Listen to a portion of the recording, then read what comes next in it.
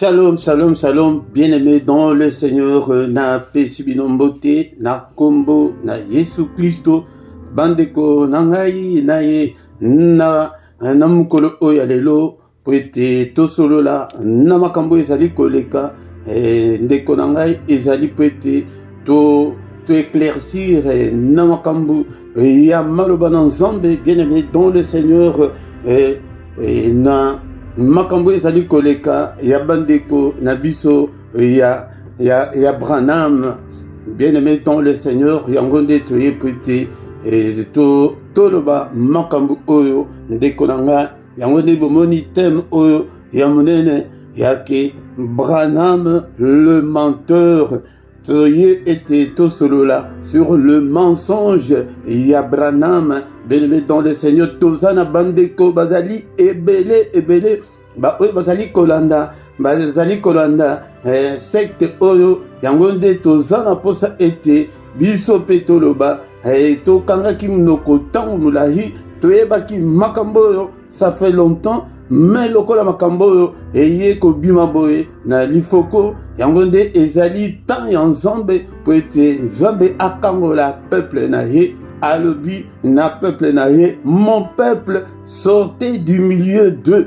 Bana nzambe yango nde na ye po ete obima na milieu wana ndekolanga, bien-aimé dans le Seigneur, yango nde na ye message oyo ezali kaka pona ba branamiste te, mais ezali susu pona ba chrétien po ete baeba makambo nini oyo ezali koleka na doctrine wana, bien-aimé dans le Seigneur. Bandeko na ngai ya ba branamiste na sengi bino bo supporte ngai nanu mo muke tosolola makambo oyo, bandeko na ngai ete bokoma tina suka ya video oyo, nayebi ete bozali na talent koleka biso, bozali trop arrogant, bozali trop orgueilleux, bozali na complexe de supériorité, na sengi na bino ete bochango nanu pembeni, bolanda nanu ngai muke ndeko na ngai po ete toyebake tozali wapi ndeko na ngai makambo oyo na yete na makambo ya ba polémique, non, loin de là, bien-aimé dans le Seigneur, na yete makambo ya ba bezité ndeko na ngai na ye po ete ezali makambo ezali ko concerner foi na biso, ezali makambo ezali ko concerner éternité na biso, il faut tozwa makambo au sérieux. Yango nazali kosenga ete na ndeko nyonso oyo akoyoka message oyo ete tant susu ba leader na bino bakoki kolanda yango te, bolukela ngai Israël mutombo botindela ye message oyo, boluka ba pasteur baruti bozali ebele ba éminent pasteur responsable ete po ete toyeba ko comprendre makambo nini ezali koleka, ndeko na ngai tolanda yango, nasengi na bino ete bopesa nanu matoi toyoka nanu.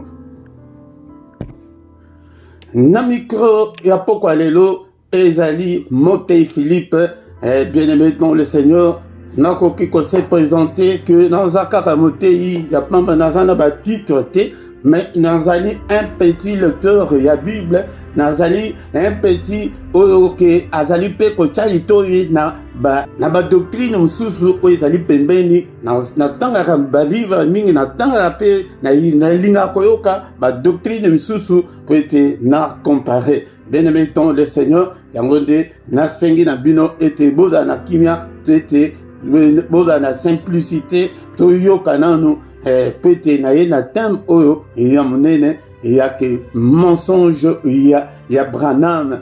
Le Branham le menteur, peut-être ekoko choqué bino parce que azali prophète na bino, mais azali prophète na biso te, bien-aimé dans le Seigneur. Une grande parenthèse, bien-aimé dans le Seigneur, ezali été un tiers yaba ange balanda qui s'entend croyant être dans les vrais.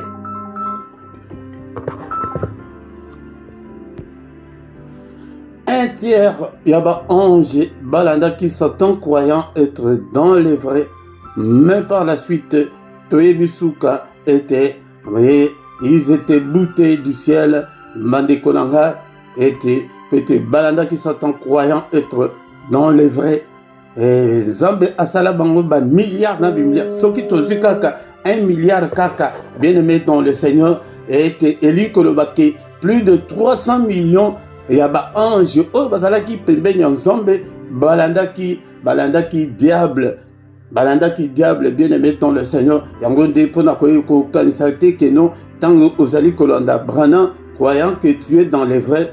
Ah, peut-être tu seras surpris. Mais tolandananu, toyokananu, mais liboso, yakobanda, bien-aimé dans le Seigneur, tikete to prier. Seigneur notre Dieu, natiki moma oyo, namaboko na yo, loboko na yo, ezali kolona biso, papa yonde lobe na biso, monisa monene na yo, pwete ojali nzambe na boma, papa bai kai ekoya na misu ya bana na yo, bai nyoso bakolanda, message oyo nzambe o touche bango, libérer bango, Seigneur, entendement en moko est à libérer, papa, volonté en moko est à libérer, bien, Seigneur, notre Dieu, afin que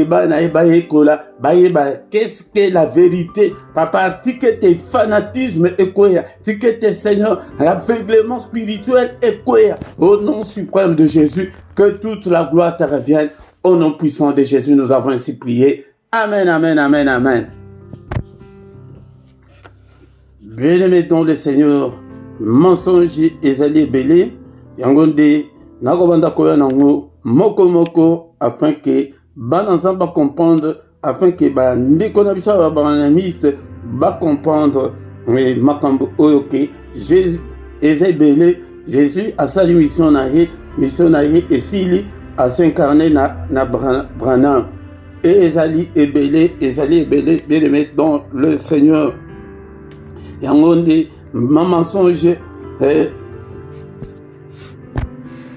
nako ya lisusu, nako kiko énuméré yango nyonso te, mais à mensonge mosusu ezali ya que non, c'est lui et Eli qui devait venir. Yangonde toko solo la. Mais na mukolo oya lelo toko lobela nanu mensonge ya sémence ya serpent. Bien aimé, ndeko biso ya Branham. Bon supporter ngai nanu parce que na arrogance na bino, na orgueil na bino, na yebi ke boko banda ko seka boko mona ke non bino boyebi, mais boye bo kapé bo chapé litoyi côté nsusu pe boyo kapé yango nde toko solo la makambo oyo boyo kananu afin que teba qu'est-ce que la vérité, pourquoi nazo benga Branham ke aza mutu ya lukuta. Bien-aimé dans le Seigneur. D'abord, message oyo, mensonge oyo, ya sémence, ya serpent, ezali anti-biblique, ezali biblique te. La grande différence oyo, ezali awa, ezali ete, bandeko ya Branham, bozali kondimela, ok, ekomami na ba brochure, mais il y a la Bible. Ou bien ton demi Bible, ou bien ton demi brochure. Poite makambo mingi oyo que Branham aloba ezali yende mutu alobi yango, yende mutu ate yango, yende mutu azwela yango ba révélation. Yango nde Biblia elobi boy. La Bible dit ceci, bien-aimé dans le Seigneur, avant Branham abotama. Pona bandeko bayebite Branham abotami na 1909 à Koufina 1965. Bandeko nanga, mais 1900 ans avant que Branham abotama. Yoka makambo oyo komama nakati ya Biblia. 1900 ans avant sa naissance. Biblia le Bible. Galates chapitre 1 verset 7 à 8. Non pas qu'il y ait un autre évangile, mais il y a des gens qui vous troublent et qui veulent renverser l'évangile de Christ. Mais quand nous-mêmes, quand un ange du ciel annoncerait un autre évangile que celui que nous avons prêché, qu'il soit anathème. Ezali teke ezali évangile mosusu ezali. Mais ezali na bato o bazali ko troubler bino. Wana Branham na botamite 1900 ans avant. Bato o balingi ko renverser évangile ya Christ. Ezala biso moko ba apôtre. ezala ange moko awuti na lola aye ko annoncer bino évangile mususu oyo ezali évangile oyo biso to prêchaki bino te mutu wana alakela mabe. Bien-aimé dans le Seigneur, la boucle était déjà bouclée. Que mutu akoki ko bakisa susu te. Ezala biso bate ya lelo tokoki ko bima na évangile te. Toko ko zala libanda évangile te. Toko ko zala libanda biblia te. Bien-aimé dans le Seigneur, yangonde makambo elo mama avant que Branham abotama. Yangonde oyo tokoyekola ya semence ya serpent tokomona ko vérifier na ba verset biblique pona kolakisa ke ete Branham azali mutu ya solo ou bien azali mutu ya lukuta. Est-ce que makambo alobi ekokani na biblia ou bien ekokani na biblia te? Ezala na tango na biso mutu nyonso azali kobima kati na Bible kati na évangile ndenge eteyama. Mutu onyo sarobima na saine doctrine azali antichrist azali nzambe te. Yoka sikoyo toloba. Bande ko ngai bo supporter ngai. Bo supporter nanu ngai. Toyoka nanu exposé des 7 âges de l'église ya Branham. Na page nango na brochure na page 99 et le comment mindegeni. Branham a le Bible. C'était un animal vertical. Et il était quelque part entre les chimpanzés et l'homme. Mais plus proche de l'homme. Il était plus proche de l'homme que sa semence pouvait se croiser. Et s'est croisée, donc cette semence-là, s'est croisée avec celle de la femme. C'est qu'il a fait concevoir ce qu'à concevoir Caïn. Quand ceci s'est passé, Dieu maudit le serpent ancien.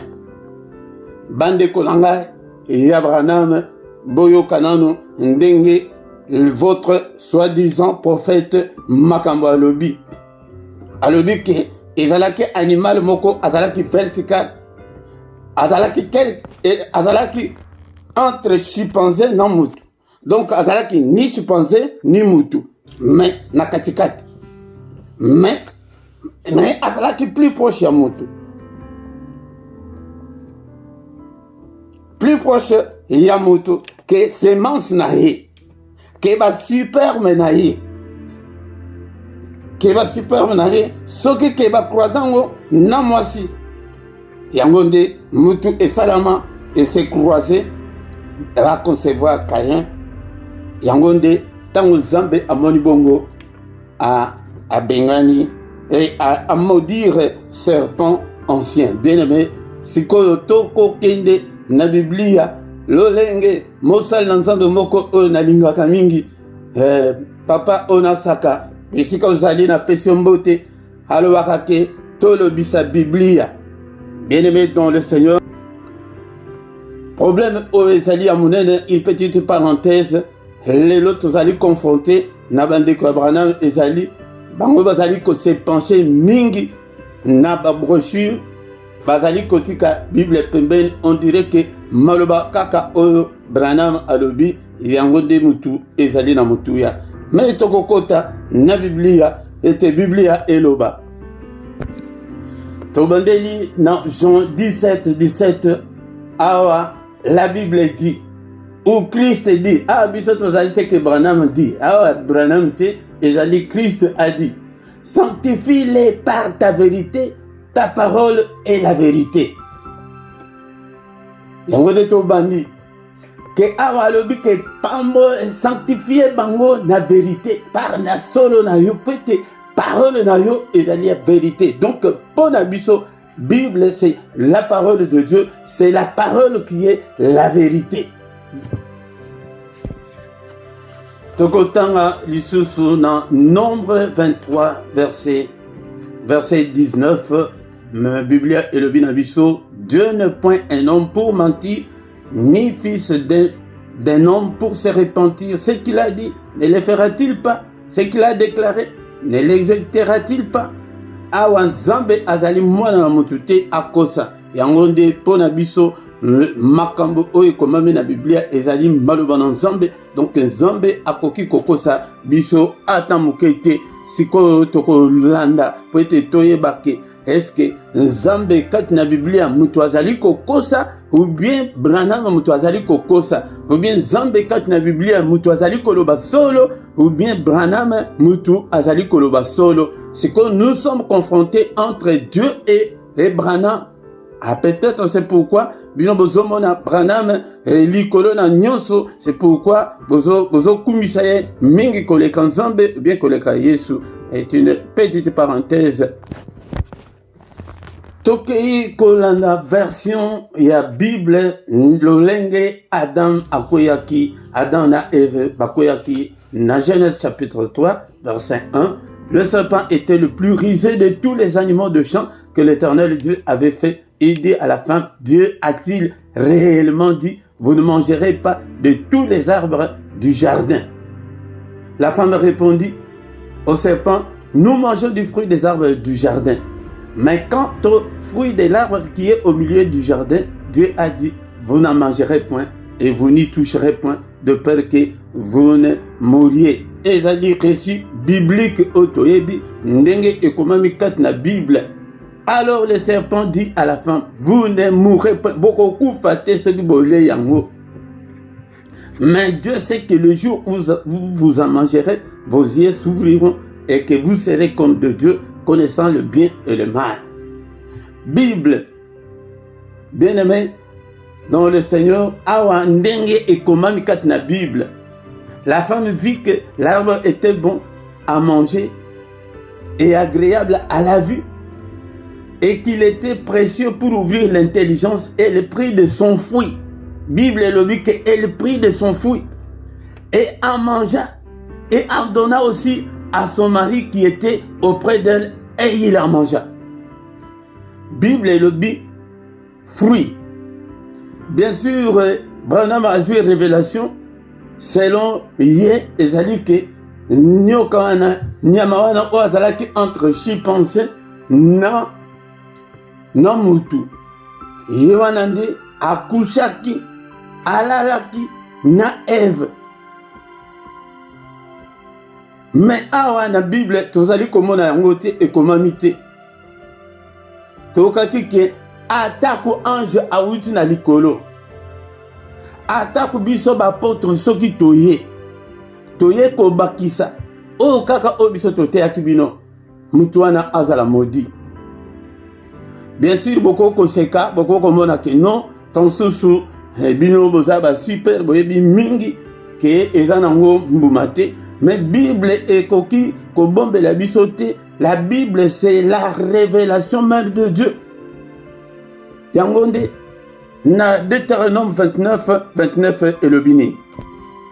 Et le biboye, les choses cachées sont à l'Éternel notre Dieu, et les choses révélées sont à nous et à nos enfants, à perpétuité, afin que nous mettions en pratique toutes les paroles de cette loi.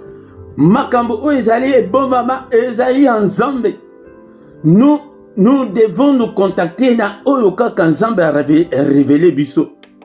Tokoki ko corriger nzambe te.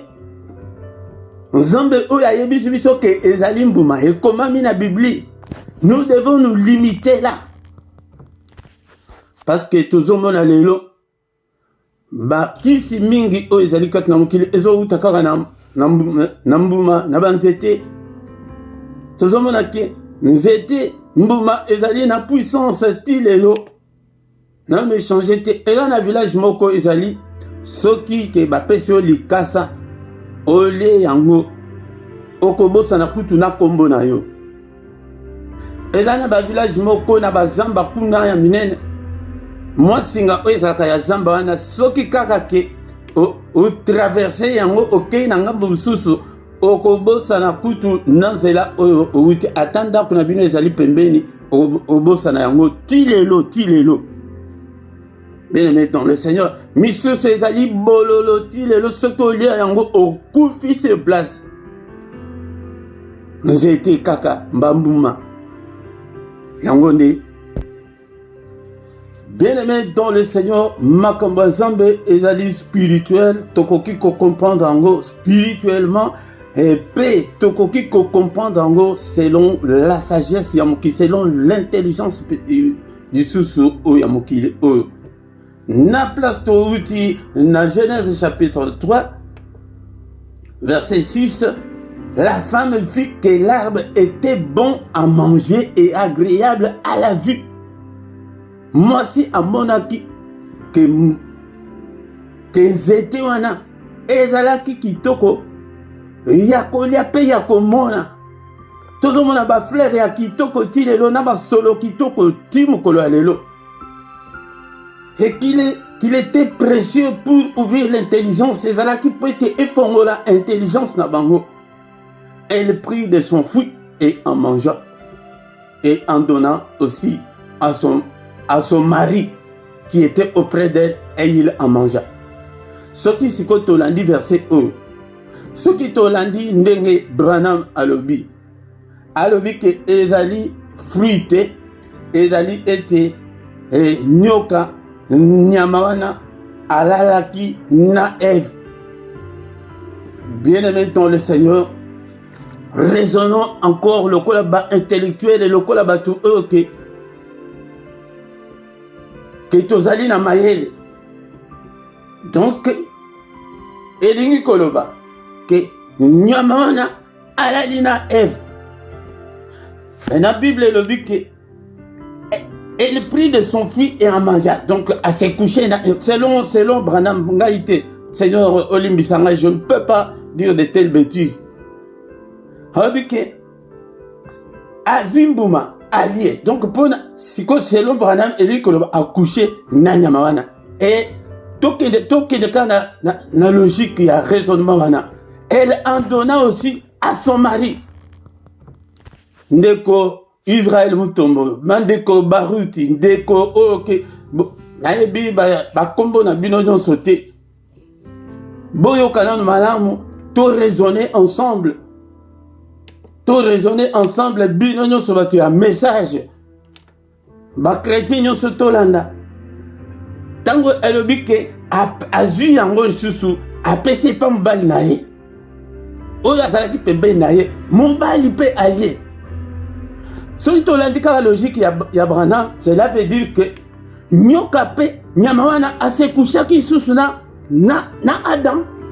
C'est le but. Seigneur, pardonne-moi, je ne peux pas dire de telles bêtises. Je ne peux pas raisonner comme ça. Donc, Azaki Pemben Naye, quand on a besoin de la place que l'eau coûtait, Zali, avec Ali Ango, a pesé Ango du sous et pas ya, Moubali Naye. Mobali peut allier donc Nyamarana à se coucher qui na Ève, à se coucher pe na Adam. Que l'abomination bien-aimé bozo lukanini bozo lukakanda nzambe. Bozo lukakanda nzambe. Na verset 7. Les yeux de l'un et de l'autre s'ouvrirent et ils connurent qu'ils étaient nus. Et ayant conçu des faits des figuiers, ils s'en firent de ceintures. Tant que siko balie misundé et fungwame, baye ko découvrir que bazan nu. Mais ce qui moi si asa kusha kina na nyoka. Alinga kaya mbala moko ke ase couché na mobile na ye. Mais balobi ke ni fruit wana azu yango. Apespe pa mobile ali. Lokuta et Abraham.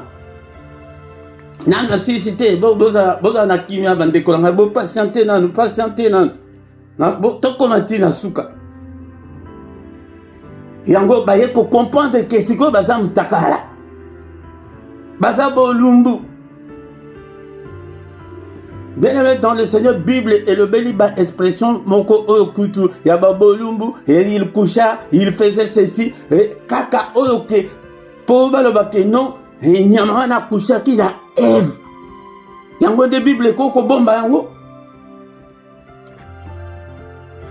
La verset 8. Alors ils entendirent la voix de l'Éternel Dieu qui parcourait les jardins vers le soir, et l'homme et sa femme se cachèrent loin de la face de l'Éternel au milieu des arbres du jardin. Voilà des conséquences, il y a makambo qui est en balai, tosité de beko ensemble, ensemble, ils sont basali ko landanga, boto samibeko ensemble, bokima masumu, bosala masumu te, ce que osali masumu, okobungisa la gloire de Dieu. Zamba ye koluka bango. Verset 9, mais l'Éternel dit, Dieu appela l'homme et lui dit, où es-tu? Mon bali, Ozawa. Il est répondu, j'ai entendu ta voix dans le jardin, j'ai eu peur parce que je suis nu et je me suis caché. Alors que pour Naza Bolombo, Nayoka qui déjà mon nayo, mais Naiko Bomba parce que Naza Bolombo. Verset 11. Et l'Éternel dit, qui t'a appris que tu es nu? Nana Yebisio que Naza Bolombo. Yoka Siko, Awatolo Bake, Zambe Mutu, Azokosa, ou bien Branano Mutu, Azokosa. Qui dit la vérité? Mais dans le Seigneur, Basakana Zambete. Basakana Zambete. Ou bien Zambe Ayebaki en Wote. Est-ce que tu. Est-ce que tu as mangé de l'arbre dont je t'avais défendu de manger? Est-ce que au lieu. Nous étions wana oyonga Nzambe na pekisa kiyo. Donc les Zambé, abangi bango po ya le bake non. Donc, c'est au secoucha qui n'a pas de bien-aimé dans le Seigneur. L'homme répondit, la femme que tu as mise auprès de moi m'a donné de l'arbre et j'en ai mangé. Moi, si kaka, oyo tchepembe nangai, on est allé à matin, nabiso, yabate, tangonde, izalakake, ozana problème, ozomona que c'est l'autre, la faute c'est l'autre, la faute c'est l'autre, au lieu alobake non, et tout ça, il m'a bé, tout ça, tout ça, il m'a bé, tout lien boumana. Alobike, la femme que tu as mise auprès de moi m'a donné de l'arbre. Sexe ezawa puis awa. Et j'en ai mangé. Na orgueil, na bilo spirituel. Mais moi je lis. Je ne suis qu'un petit lecteur de la Bible. Je ne suis qu'un petit lecteur de la Bible. Bien-aimé dans le Seigneur. Yangonde, petit. Nalingite ke vidéo za la mulai pete bandeko o bazali kuna na Afrique bazana ba mega te po balanda ndeko nanga o nyonso ko yoka message o tindela bandeko ya message. Nous devons sauver des vies. Nous devons sauver des vies. Bandeko bazali na kati ya mensonge. Siko to ke dans chapitre 4, dans chapitre 4.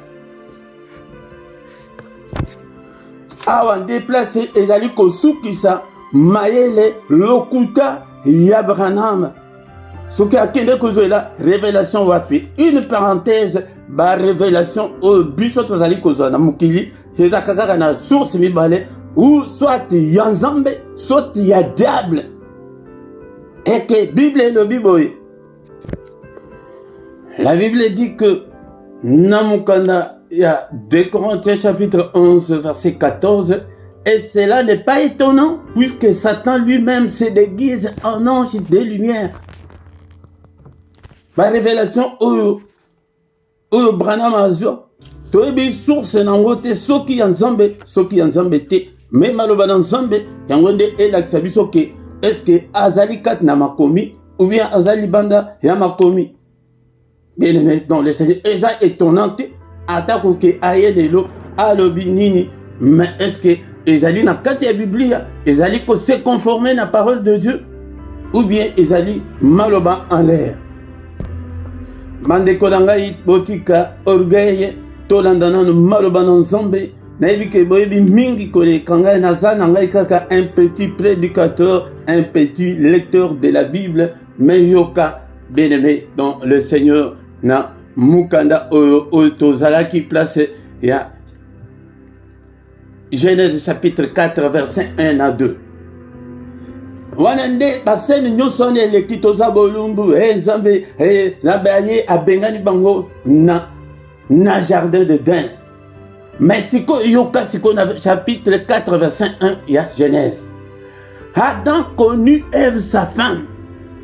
Ba le Bible le bité que ils wana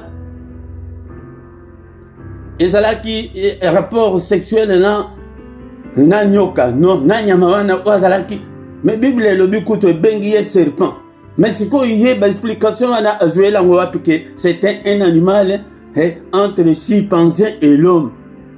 Tout éviter. Mais la Bible est bengi que nyokande mutu atrompa ki moisi. A solo la ki na moisi. Adam connu Ève. Et lui koloba mande ko bo explique bo limbisanga pour la expression. Donc lui koloba Adam a la moisi na ye Ève. Bible est bon bien côté. Et elle conçut Azizemi et enfantant Caïn. Et elle dit j'ai formé un homme avec l'aide de l'Éternel. Bandeko Caïn wana oyo ke bazoko sabino ke non azali semence ya serpent yoka siko mo sindenge alobi tango base couché moi servi zemi aboti Caïn alobi ke nasali mutu na lisungi ya Yahweh. Na lisungi ya nyoka te, na lisungi te ya nyama wana oye a inventé ko inventé wana ya ke mi chimpanzé mi homme te. Et par après yoka sus et elle enfantant encore son frère Abel. Abel fut berger et Caïn fut laboureur. Bien-aimé dans le Seigneur, pour na kolakisa lokuta ya Branham, la Bible est précisé très bien que Adam a couché na moisi na ye a zemi et moisi wana alobi boyeke nasali mutu na lisungi j'ai formé un homme avec l'aide de l'Éternel. Lokuta awa prophète Nabino akosi selon ma commis selon Bible Bino parce que vous allez se baser dans la brochure selon la brochure Nabino wana bozana raison mais selon Bible bozana tort. C'est comme tuna ezali ke nyama wana oyo Branham alobi azala ki un animal spirituel ou bien un animal il y a physique boya bomoto boye yangonde nazokende nabino malembe balembe bien-aimé pour na komona ke non ezali lokuta na chapitre 6 verset 1 Bible lorsque les hommes eurent commencé à se multiplier sur la surface de la terre et que les filles leur furent nées les fils de Dieu virent que les filles des hommes étaient belles et ils en prirent pour femmes parmi toutes celles qu'ils choisirent. Awa tango batu babadi ko botama bakomi ebele bana na nzambe ba ange balati nzoto yango nde toye komona ke apparition ya ba géant po ezalaki na ba être o ezalaki ya likolo ba zwi forme ya bomoto tango baboti géant mais tango tomoni ke Caïn a botami Bible ezali ko mentionné nulle part que il était aussi géant parce que être wana ekoko zala être moko physique te ezali être moko spirituel et kozwa nzoto ya bomoto yango Caïn devrait être différent de son frère Abel. Bible ne mentionne nulle part que non Caïn était géant non ba géant ba ye ko apparaître dans chapitre 6 yango ndepo na kolakisa ke non mutu na bino alobi lokuta tozali apona ete bana na nzambe ete to raisonner ndekolanga te ete to raisonner to comprendre makambo oyo ke non ba révélation na yo wana euti epai na nzambe te touti kotanga yango awa ete na 2 Corinthiens chapitre 11 verset 14 ete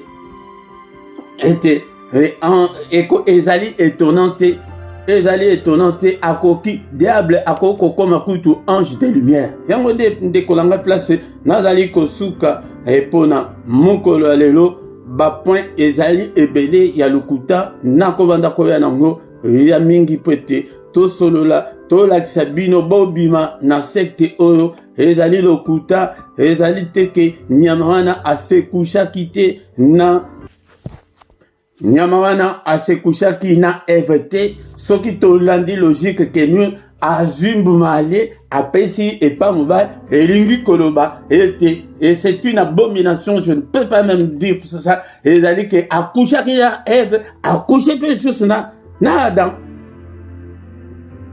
Vraiment et goza la pesa et zangasons et zangisons tout c'est limité kakana. Aussi kotangana Deutéronome 29 que eux ils allaient révéler yango tous se contenté kakana eux ils allaient révéler yango de komami nakata Bible mais eux ils allaient révéler te Esaïe nzambe so nzambe ala kisibiso yango te Esaïe yi mais selon ma commis donc Branham a kosi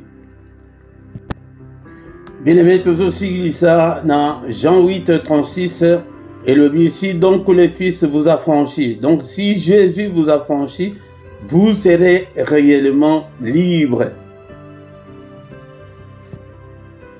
Bien aimé, toujours aussi lu ça dans Jean chapitre 8, verset 32. Vous connaîtrez la vérité et la vérité vous affranchira. Bien aimé, dans le Seigneur, Yangwana.